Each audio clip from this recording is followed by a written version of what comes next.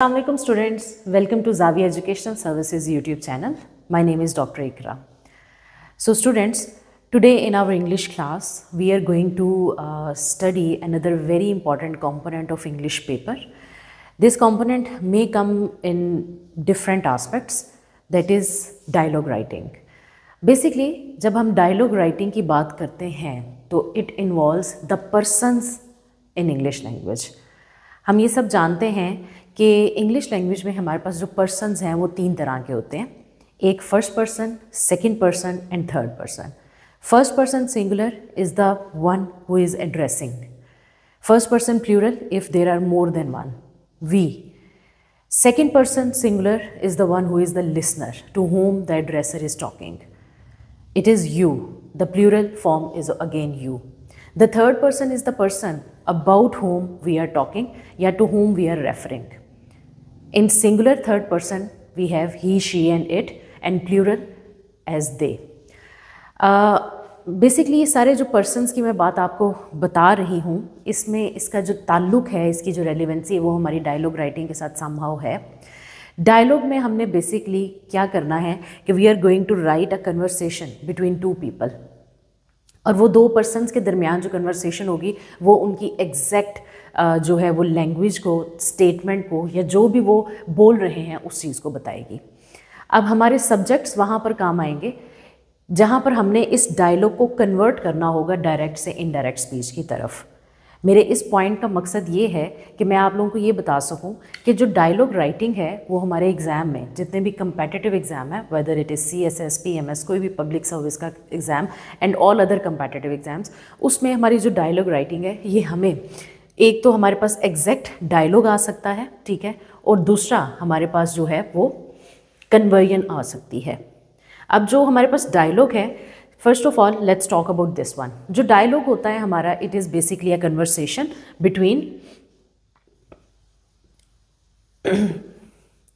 Between two persons, ठीक है. अब टू पर्सन्स में हम इसको कंटिन्यू किस तरह करेंगे, there are some of the ways in which we can carry out this dialogue. अब हमने जब डायलॉग एक करना है एक तरह से दो लोगों के दरमियान, अब एक मुकालमा हमने जो है वो बताना है, तो वो कुछ इस तरह से होगा कि हमने इसमें एक तरह से एक कैजुअलिटी का जो है वो इजहार करना है. द थिंग इज़ कि टू पर्सन्स आर मीटिंग, किस तरह वो एक दूसरे को सैल्यूटेशंस देते हैं, किस तरह वो एक दूसरे को जो है वो यू कैन से के दे से हेलो हाय एंड ऑल, और किस तरह से वो अपनी जो बात है उसको आगे बढ़ाते हैं. डायलॉग में बेसिकली हमारा क्रक्स ही, हमारा ऑब्जेक्टिव ये होता है कि बात से बात निकलती है. पेपर में हमें क्वेश्चन आ सकता है कि write a dialogue between two friends talking about their hobbies. तो हमने अब डायलॉग में ये नहीं, इस तरह से नहीं स्टार्ट करना कि let's talk about our hobbies या let me tell you about my hobbies. हमने एक तरह से एक बैकग्राउंड क्रिएट करना है. तो यहाँ पर हमारे पास डायलॉग राइटिंग का एक बहुत इंपॉर्टेंट रूल आ गया, ठीक है, जिसमें कि we have to have a kind of you can say कि a strong footing of whatever we are going to say. Strong footing जो होगी वो हमें बताएगी, ठीक है. मतलब हमने जो है एक बात से दूसरी बात निकालनी है तो उसका कोई बैकग्राउंड हमें बनाना पड़ेगा. स्ट्रॉन्ग फुटिंग, या हम इसको कह सकते हैं कि किसी बात का बैकग्राउंड बनाना है. सेकंड, जब हम अपनी डायलॉग राइटिंग करते हैं तो it is somewhat a formal writing. इसका एक स्ट्रक्चर होता है कि हमारे पास जो सब्जेक्ट है उसका हम नाम लिखेंगे, ठीक है. नाम के बाद हम कॉलन लगाएंगे और फिर जो उसकी एग्जैक्ट स्टेटमेंट है वो लिखेंगे. इसी तरह हम सेकंड का नाम लिखेंगे, ठीक है, और जो उसकी एग्जैक्ट स्टेटमेंट है वो उसके सामने लिखेंगे. ये हमारे पास फॉर्मल स्ट्रक्चर है. जब हमने इसको लेकर चलना है तो उसमें सबसे पहले क्या होगा, इसमें यू कैन से सैल्यूटेशन, ठीक है. The both subjects are meeting, they are greeting one another and they are you know talking about और asking about each others health and condition and all circumstances, और फिर वो अपनी बात आगे लेकर चलते हैं. फिर उसके बाद जो है हमने कह दिया कि जो मेन टारगेट है उसकी तरफ हमने चलना है. मेन टारगेट उस डिस्कशन का जो टारगेट होगा. अब अगर दो फ्रेंड्स हैं वो आपस में जो है वो अपनी हॉबीज़ के बारे में बात कर रहे हैं तो कुछ उसकी जो है हमने मेन टारगेट की तरफ जाने की भी हमने एक स्ट्रक्चर बनाना है, ठीक है. फर्स्ट ऑफ ऑल हमने एक दूसरे को जो है वो उन्होंने एक दूसरे को हेलो हाय बोल दिया, एक दूसरे का हाल चाल पूछ लिया. उसके बाद they are going to you know having a strong footing. Strong footing किस तरह से आएगी कि हम जो है वो इसमें यू कैन से कि इस तरह से होगी कि if it is they are talking about their hobby तो दे विल बी सेइंग कि आज का आजकल जो है one person will say that I find no time to do any layerly activity nowadays because I am hell busy, I am too much busy in my routine work. The other person will say but these part time, or you can say कि layerly time activities are very important to keep our body and mind in a healthy form or to enlighten our minds, so we must have one. And then the first person say, yeah, I am thinking I have this hobby of painting. I am thinking to resume it now in my layerly time because this is something that involves my passion and I want to, you know, involve myself into my passion. So I am planning to again start this activity. And whenever I get free time. The other person say, I already do because I cannot skip my hobby because this is something that gives me a continuous strength to keep my day-to-day life or to keep my day-to-day working. And the first person will say, by the way, what is your hobby? The other person will say that it is riding bikes, or you can say कि it is driving, or you can say कि it is listening music, जो भी उसकी choice होगी, ठीक है। फिर वो उसके बाद कहेगा कि yeah this is very interesting kind of habit और very interesting kind of activity and tell me about your likings and dislikings in music, ठीक है। फर्स्ट पर्सन जो है वो अपनी लाइकिंग्स और डिसलाइकिंग बताएगा, ठीक है, और वो सेकंड पर्सन उसको इंडोर्स करता जाएगा। जो हमारे पास था जिसकी जो हॉबी है वो पेंटिंग थी, ठीक है, और वो उसे कहता जाएगा कि आई टोटली लाइक इट। वो उसके बाद जो है वो जो अदर पर्सन होगा he will be mentioning, by the way painting in it self is a complete hobby, tell me about what kind of paints or what kind of colors you prefer, what is your favorite scenery to make or to carry on a painting, ठीक है। तो फिर वो जो second other person first person है वो अपनी उसको पेंटिंग के बारे में बताएगा और दिखाएगा और कहेगा कि soon I want you to visit my home so that I can show you my masterpieces that I used to do once, and वो फिर उसको कहेगा कि यार this is something which is a complete you know field of work, you should pursue this field further, ठीक हो गया। इस तरह करके तो देन जब एक बात हो गई हमारे पास, एक बड़े डिटेल्ड वे में उन्होंने एक दूसरे की हॉबीज़ को बता दिया, बाकी सब चीज़ों को बता दिया, तो फिर एंड पे वो ये कहेंगे कि मे बी सम टाइम वो might meet and we will be showing each other our collection, I will be talking और showing you my collection of music, we will be listening to music along with looking at और watching your collection of paintings and all. तो ये एक बड़ा casual सा मैंने जो है वो एक उनके दरमियान एक सीन जो है वो क्रिएट किया, बात से बात निकलती गई और उन्होंने अपना ये कह दिया, और बीच में हमने बता दिया कि हॉबीज़ की इंपॉर्टेंस क्या होती है, ठीक है। they enlighten our minds and this and that, वो कह के then the first person will be saying that now I have to reach for my class, the other person say okay, take care of yourself, see you soon and Allah Hafiz. So if you look at, or if you know just consider this whole dialogue that I just developed, it is a totally simplest kind of dialogue, simplest kind of conversation between two people, ठीक है, जिसमें उन्होंने कहा क्या कि एक उन्होंने base बनाई, एक उन्होंने अपनी प्रेजेंट सिचुएशन बताई, और वो टारगेट की तरफ आगे जो उनका इम्पॉर्टेंट है, और उस टारगेट में उन्होंने इम्पॉर्टेंस ऑफ हॉबीज़, चूँकि हमारा टॉपिक है इसलिए अपनी हॉबीज़ बताने के साथ साथ हॉबी की ओवरऑल इम्पॉर्टेंस भी वो बताते गए, so that we may not distract ना हो जाए, हमारा जो टॉपिक है, जो हमारी जो रिक्वायर्ड चीज़ है उससे हम इधर उधर ना हो जाए। तो बहरहाल वो इस तरह से अपना एक पूरा जो डायलॉग है उसको डेवलप कर लेते हैं। मोस्टली जब हमने किसी की स्टेटमेंट उनके एग्जैक्ट वर्डिंग में लिखनी हो तो we use this punctuation mark colon, ठीक है। So colon is used here and a brief explanation of whatever the person is saying is given after. So हम सेम लाइन में जो है वो उसकी एक्सप्लेनेशन सारी लिख देंगे, ठीक है। Most of the students put inverted commas, we do not actually need to put inverted commas here. वो हमेशा हमारा वहाँ आता है जब हम किसी एक पैसेज के अंदर किसी की कोटेशन उसके एग्जैक्ट वर्ड में लिखनी हो। This is a dialogue, it has its own structure, so we do not need to put double inverted and all। हमने सिर्फ ये कॉलन का इस्तेमाल करना है पंक्चुएशन में, अपना जो वर्ड होगा उसको कैपिटल लेटर से स्टार्ट करना है और अपना जो डायलॉग्स हैं उन सबको डेवलप करते जाना है। अब उसके बाद जो है हम क्या कहेंगे, ये तो एक हमें चीज़ आ गई जो कि हमारे पास हमें हर एक डिग्री लेवल पे डायलॉग राइटिंग अक्सर हमारे पेपर में शामिल होती है। इंग्लिश का जो जनरल स्ट्रक्चर है अगर हम उसकी बात करें तो उसमें डायलॉग हमारे पास as an important component included होता है। आजकल हमारे कंपेटिटिव एग्जाम्स में जो क्वेश्चन आ रहा है हमें, वो बेसिकली आ रहा है कन्वर्जन का। अब कन्वर्जन हमारी क्या है कि we will be given a dialogue in our paper और उसको कहा जाएगा कि convert this into a paragraph form.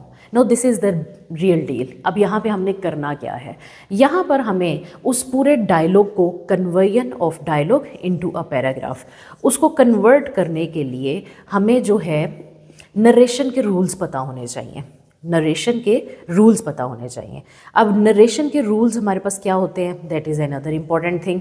Narration के रूल्स हमें ये कहते हैं कि अगर द पर्टिकुलर डायलॉग वो हमें किसी भी फॉर्म में आ सकता है। वो सिर्फ पर्सन का नाम लिखा होगा, आगे उसकी बात है, या पर्सन के आगे लिखा होगा फॉर एग्जाम्पल उस्मान सेज, ठीक है, और उसके आगे कॉलन लगा के उसका डायलॉग लिखा होगा। तो यहाँ पर हमें ये पता होना चाहिए कि हमने उसको कन्वर्ट किस तरह करना है। नरेशन के rules, in simple words direct indirect के रूल्स, वो हमें ये कहते हैं कि we have two clauses in a dialogue, ठीक है, we have two clauses in a statement. एक हमारा होता है प्रिंसिपल क्लॉज और एक हमारा होता है सबऑर्डिनेट क्लॉज। हमेशा जो हमारा प्रिंसिपल क्लॉज है उसका जो टेंस होगा वो इम्पैक्ट डालेगा हमारे सबऑर्डिनेट क्लॉज के ऊपर जब हमने डायरेक्ट से इनडायरेक्ट की तरफ जाना है। फॉर एग्जाम्पल, अगर बाहर जो है, या जिसको हम प्रिंसिपल या इन अदर वर्ड्स जिसको हम रिपोर्टिंग स्पीच कहते हैं, अगर तो वो प्रेजेंट टेंस में है या फ्यूचर टेंस में है, तो जो हमारी रिपोर्टेड स्पीच है जब हम इनडायरेक्ट में जाएंगे तो उसके ऊपर टेंस का कोई फ़र्क नहीं पड़ेगा, टेंस उसका उसी तरह ही रहेगा।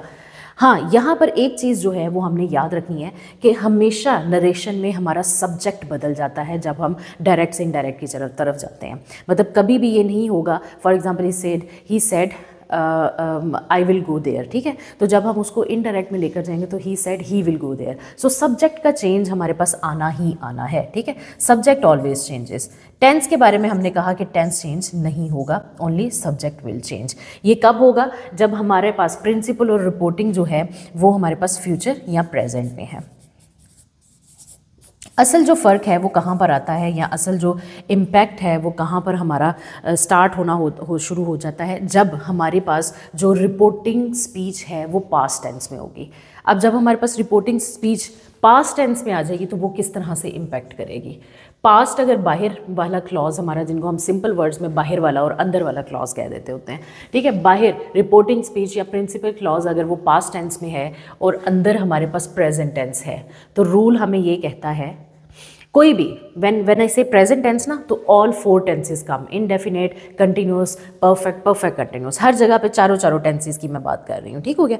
हमने कह दिया अगर पास्ट है बाहर और अंदर जो है वो रिपोर्टेड क्लॉज हमारा प्रेजेंट में है, तो जब वो इनडायरेक्ट में जाएंगे तो उसमें जो चेंज है वो क्या आएगा कि present will be converted to its respective past, respective past. For example, if I say he said I am doing my work, he told that he was doing his work. मैंने यहाँ पे क्या किया कि जो मेरी डायरेक्ट स्पीच है वहाँ पर प्रेजेंट कंटिन्यूस था, जब मैं उसको इनडायरेक्ट में लेकर गई तो मैंने उसको पास्ट कंटिन्यूस कर दिया।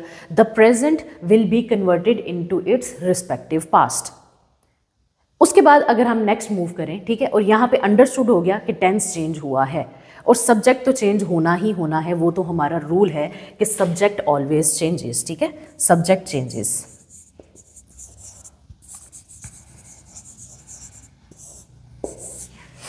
फिर हमने कह दिया कि अगर पास्ट है रिपोर्टिंग स्पीच में और रिपोर्टेड हमारे पास फ्यूचर में है, तो जो फ़र्क आएगा वो क्या आएगा। फ्यूचर टेंस की अगर हम बात करें तो फ्यूचर में क्या होगा कि हमारे पास कुछ वर्ड्स हैं जिनकी फॉर्म बदल जाएगी, ठीक है। विल जो है वो वुड में चला जाएगा, शेल शुड में चला जाएगा, कैन कुड में चला जाएगा और मे माइट में, ठीक हो गया। बाकी जो रिमेनिंग हमारा टेंस है वो उसी तरह ही रहेगा और सब्जेक्ट तो हमारा चेंज होना ही होना है। For example, if I say he said I will go to the market tomorrow, he told that he would go to the market tomorrow. मैंने सिर्फ जो विल का है पास्ट फॉर्म जिसको हम आमतौर पे कहते हैं उसको मैंने यूज़ कर लिया, रिमेनिंग मेरा जो स्ट्रक्चर है टेंस वाइज वो मेरा सेम ही रहा। अब उसके बाद अगर बाहर भी पास्ट है और अंदर भी पास्ट है तो हमारे पास क्या चेंज आता है। ये वाला जो एस्पेक्ट है ये हम 4 तरीकों से पढ़ सकते हैं, मतलब चारों का अगर हम अलग अलग देखें तो वो ज़्यादा बेहतर है। आई सेड कि बाहर भी पास्ट है और अंदर भी पास्ट है, तो इसको हम किस तरह से लेकर चलेंगे।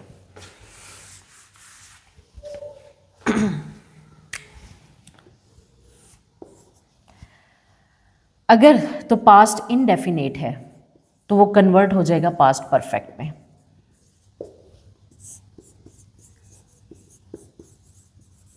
अगर हमारे पास पास्ट कंटिन्यूस है तो वो चला जाएगा पास्ट परफेक्ट कंटिन्यूस में।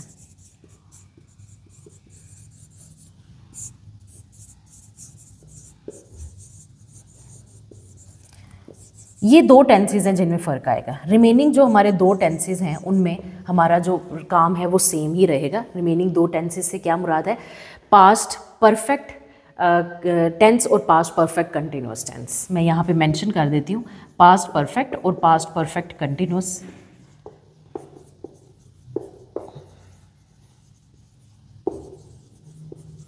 इसमें हमारा टेंस का कोई चेंज नहीं है, वही सब्जेक्ट का चेंज है जो हर जगह पे होता है। अब ये जो दो चीज़ें हैं ये हमारी याद रखने वाली है, and these two things are actually in practice. जब हम डायलॉग्स को कन्वर्ट करते हैं अपनी एक डायलॉग की फॉर्म से पैराग्राफिक फॉर्म में, तो वहाँ पर जो सबसे ज़्यादा रूल अप्लाई होता है वो ये वाला है, पास्ट इंडेफिनिट पास्ट परफेक्ट में चला जाएगा, past continuous past perfect continuous में चला जाएगा। ही said I ate the fruits. He told that he had eaten the fruits. He said, I am writing, he said, I was playing cricket with them. He told that he had been playing cricket with them. ये हमारे पास अब हमारे dialogue में और उसकी कन्वेयन में almost 80% जो काम है वो इन दो टेंसेस के इर्द गिर्द घूमता है। रिमेनिंग जितनी मैंने आपको कंडीशंस बताई ये रिमेनिंग 20% में आती हैं। तो यहाँ पर हमारे पास हमें ये नरेशन के रूल्स जो कि मैंने एक बड़े ही समराइज्ड वे में आपके सामने पेश किए, ये हमें पता होने चाहिए। फिर हमें ये पता होना चाहिए कि when there is some kind of questions, ठीक है, क्वेश्चंस पूछे गए हैं हमारे पास डायलॉग में, ठीक है, या क्वेश्चन की फॉर्म में हमें आ गया है कोई डायलॉग में के अंदर एक लाइन क्वेश्चन की फॉर्म में, तो उसको हमने किस तरह कन्वर्ट करना है।